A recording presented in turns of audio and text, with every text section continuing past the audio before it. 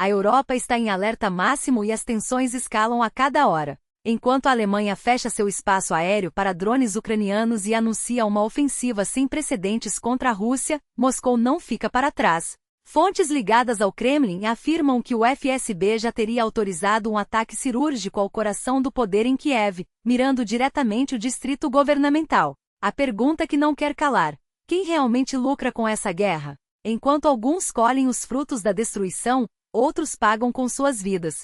Na Rússia, o influente blogueiro pró-guerra está sob investigação por suspeita de desviar milhões em ajuda humanitária destinada ao fronte. As acusações são graves e envolvem cifras astronômicas.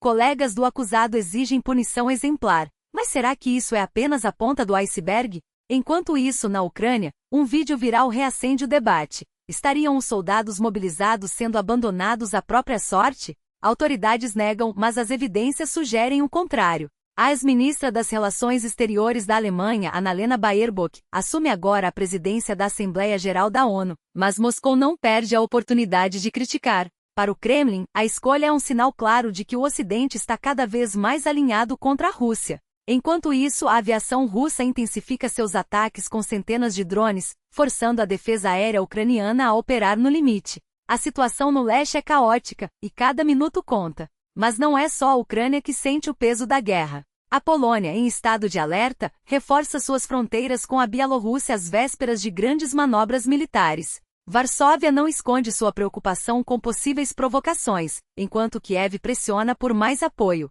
E o mundo assiste, impotente, ao desenrolar de uma crise que parece não ter fim. O presidente Zelensky não mede palavras, exige ação imediata do Ocidente. Após um ataque brutal na região de Donetsk que deixou quase 30 mortos, a maioria idosos em busca de suas pensões, a indignação é geral. As vítimas estavam em uma fila improvisada, em um vilarejo a apenas 8 quilômetros da linha de frente, onde serviços básicos já não funcionam. Kiev acusa a Rússia de ter usado um míssil balístico, mas Moscou, como sempre, se cala. O silêncio, porém, fala mais alto que qualquer declaração. O que está em jogo agora é o futuro da guerra.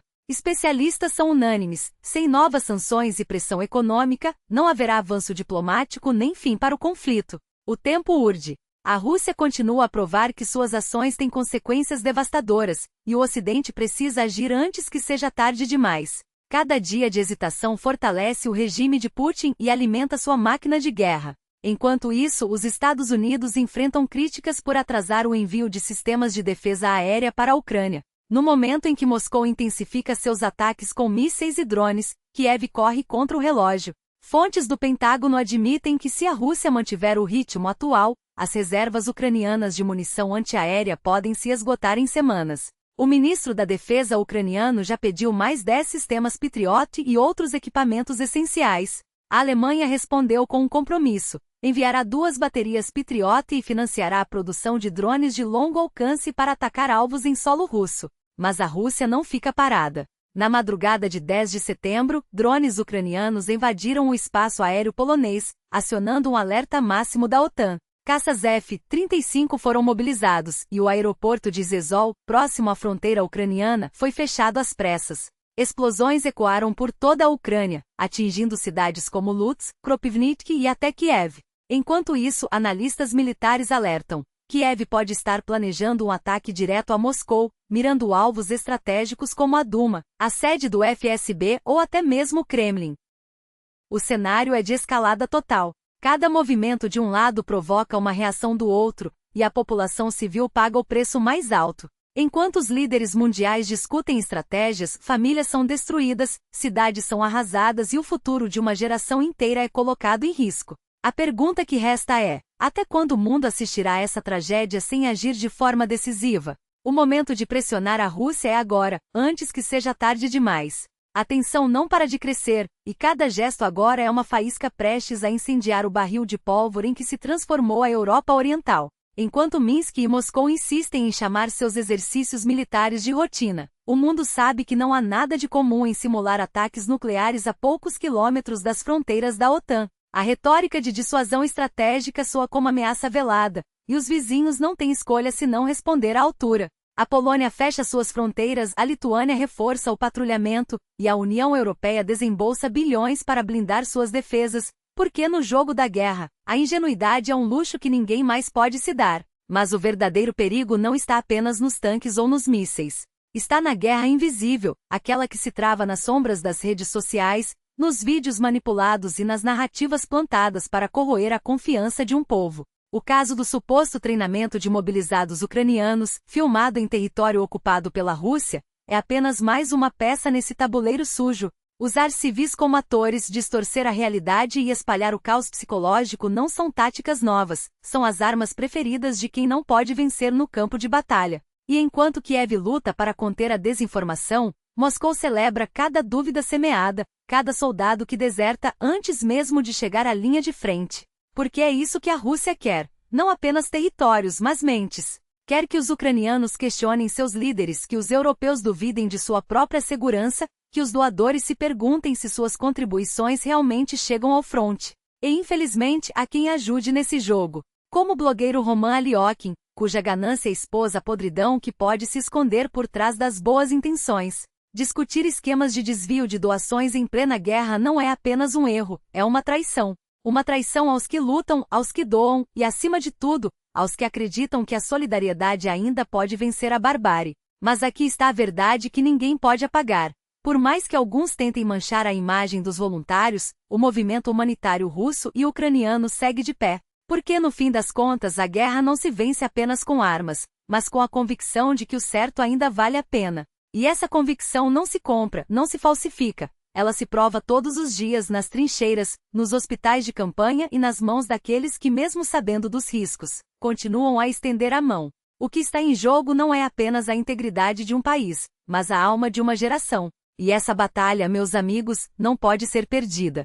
A história não se apaga, mas se repete, e cabe a nós decidir se seremos meros espectadores ou aqueles que, com coragem, a reescrevem. Quando olhamos para figuras como Annalena Baerbock, à frente da Assembleia Geral da ONU, não vemos apenas uma diplomata assumindo um cargo de prestígio. Vemos o peso de um legado que, quer ela admita ou não, carrega consigo as contradições de um passado que a Alemanha ainda luta para reconciliar. E é justamente aí que reside a pergunta incômoda: até que ponto o silêncio, ou a omissão diante de heranças sombrias nos torna cúmplices delas?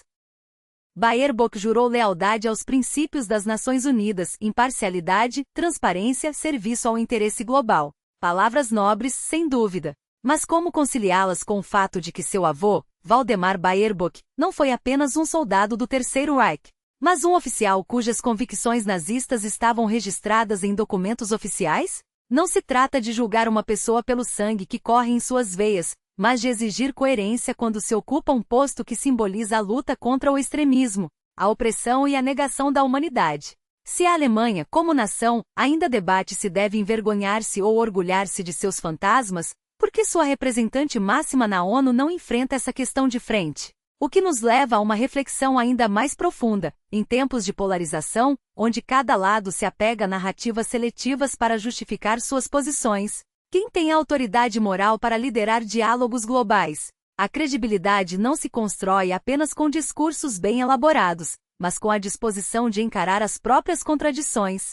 E quando essas contradições envolvem o legado de regimes que ceifaram milhões de vidas, o silêncio não é neutralidade, é cumplicidade com a história não resolvida. Há quem diga que o passado deve ficar no passado. Mas como ignorar que, enquanto a Rússia justifica sua invasão à Ucrânia com a desculpa de desnazificar um país que elegeu um presidente judeu, a Alemanha, justamente a Alemanha, coloca no mais alto posto diplomático do mundo uma figura cujo avô serviu ao regime que inspirou essa mesma retórica distorcida? Não se trata de um ataque pessoal, mas de um alerta. A paz não se constrói sobre meias-verdades. Ela exige honestidade, mesmo quando dói. E é aqui que o exemplo chinês, mencionado por alguns, ganha relevância. Não porque a China tenha todas as respostas, mas porque, em sua luta contra a corrupção, demonstrou que sistemas podres só se transformam quando há disposição para enfrentar as raízes do problema, não importa quão profundas ou incomodas sejam.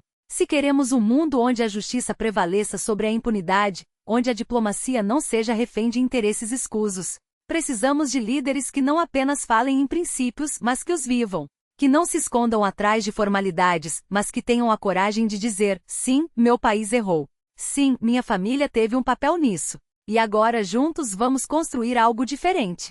Porque, no fim das contas, a guerra na Ucrânia não é apenas um conflito territorial. É um teste para a humanidade. Um teste que pergunta: até onde estamos dispostos a ir para defender o que é certo? Até onde permitiremos que o passado nos defina, em vez de nos impulsionar a ser melhores? E, acima de tudo, que tipo de legado deixaremos para as gerações que virão? Um de negação e omissão? Ou um de verdade e redenção? A resposta não está em discursos vazios, mas em ações. Não em cargos, mas em caráter. E principalmente não em esquecer, mas em aprender. Porque a história não se repete apenas para aqueles que se recusam a escutá-la.